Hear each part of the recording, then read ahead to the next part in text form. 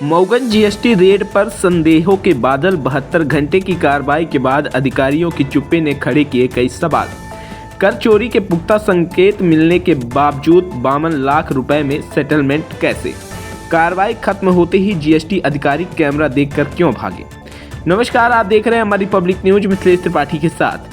3 दिन और 3 रात कुल 72 घंटे तक चली जीएसटी विभाग की छापेमारी ने जिले में बड़ा सवाल छोड़ दिया है।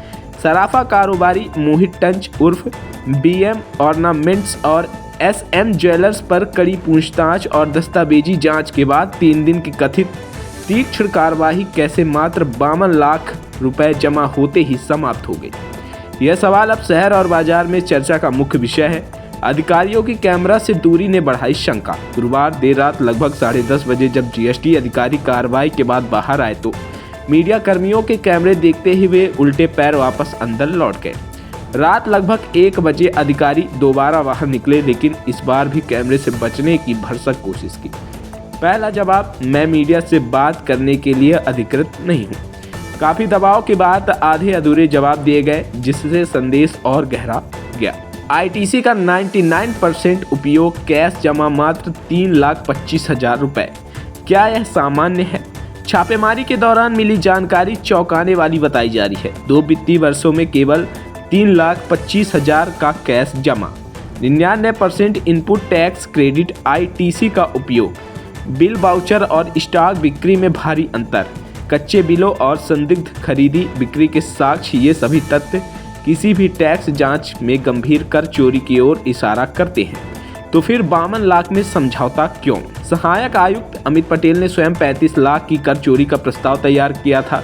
इसके बावजूद कुल जमा राशि उससे कहीं अधिक 52,91,000 रही। लेकिन सवाल यहाँ यह है कि इतने बड़े स्तर की अनियमितता सामने आने के बाद मामला इतने कम समय में कैसे निपटा दिया गया?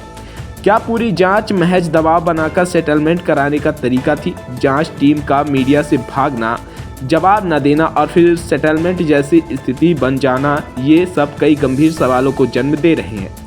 क्या जांच की दिशा शुरू से ही तय थी? क्या विभाग ने पारदर्शिता से बचने की कोशिश की? क्या छापेमारी का उद्देश्य कर वसूली था या सिर्फ दबाव बनाना? इस पूरी घटना ने मऊगंज में कर विभाग की पारदर्शिता, विश्वसनीयता और निष्पक्षता तीनों पर गंभीर प्रश्न खड़े कर दिए हैं।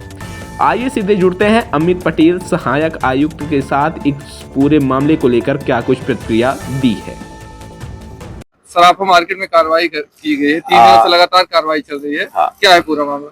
देखिए, मामला असल में हमारे आदरणीय आयुक्त महोदय के निर्देशन में ये कार्रवाई हुई है और मैं आपको एक शॉर्टकट में एक चीज बता देता हूँ। इनके द्वारा जो व्यापारी यहाँ पर काम कर रहे हैं, इनके द्वारा असल में 2 फॉर्मेशन जारी की जा रही है, बीएम ऑर्नामेंट और दूसरी जो है इनकी एसएम ज्वेलर्स। इनके द्वारा बेसिकली जो है गोल्ड ऑर्नामेंट से संबंधित व्यवसाय किया जाता है, उसके क्रय विक्रय का काफी काम इनका थोक का काम है। इनका हम लोगों ने जो प्राइमा फेसी देखा है कि इनके द्वारा जो कैश आईटीसी रेशो है वो बहुत कम जमा कर किया जा रहा था। मतलब जो कैश की लायबिलिटी आती है जमा करने की वो बहुत कम थी। इसके आधार पर हम लोगों ने डेटा एनालिसिस और उसके माध्यम से हम इनके वेबसाइट स्थल पर आए सर्च करने के लिए। हम लोगों ने सर्च की और सर्च के दौरान जो विसंगतियां पाई गई हैं उसमें इन्होंने स्वेच्छा से कि हमने सर ये त्रुटि की है, उसका इन्होंने DRC 03 के माध्यम से ऑनलाइन पेमेंट किया है। सर 3 दिनों तक कार्रवाई 3 दिनों का चलने का कारण एक्चुअली ये है कि जो इनके फर्म बीएम ऑर्नामेंट से संबंधित डीलर हैं वो एक्चुअली महाराष्ट्र सांगली के रहने वाले हैं। उनकी मदर की तबीयत बहुत ज़्यादा खराब थी तो वहीं पर थे। तो 2 दिन तो हम लोग पहले दिन आए हैं, पहले दिन हम लोगों ने जांच कार्य किया है और दूसरे दिन इसलिए क्योंकि उनके ऑर्नामेंट वगैरह छोटी छोटी सेंसिटिव चीज़ें होती हैं तो उसकी वीडियोग्राफी वगैरह करवानी पड़ती है। अब वैल्यूएशन का जो कार्य था उनके आने तक रोका गया, इस कारण से कार्यवाही जो है आज दिनांक तक आई। तो क्या हमारे पता चला है कि सामग्री बिना बिल के दी जाती नहीं। अब देखिए, आजकल क्या है कि बिना बिल के लोकल के जो लोग आते हैं वो डिमांड करते हैं। इनका ये कहना है कि सर वो हमसे बिल लेते ही नहीं है, पर इनका दायित्व है कि इन्हें बिल देना चाहिए, क्योंकि अगर आप कोई चीज खरीद रहे हो और सेल और परचेज कर रहे हो तो आपको ये गवर्नमेंट के रूल्स हैं कि आपको वो पक्के बिलों पर खरीदना है और पक्के ही बिलों पर उसकी सेल करना है।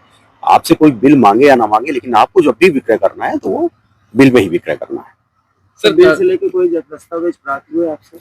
ना उनके कुछ बुक्स ऑफ अकाउंट हम लोगों ने अग्रिम कार्यवाही के लिए रखे हैं, उसकी जांच होगी, उसके अकॉर्डिंग अभी कार्यवाही चालू रहेगी, ऑर्डर होगा उसमें बकायदा, उसके बाद ही फाइनल रिजल्ट मिलेगा। क्या नाम लिखते हैं? मैं अमित कुमार पटेल हूँ, हमारी पूरी टीम है, ये सतना डिवीजन की टीम है हम लोगों की। ठीक।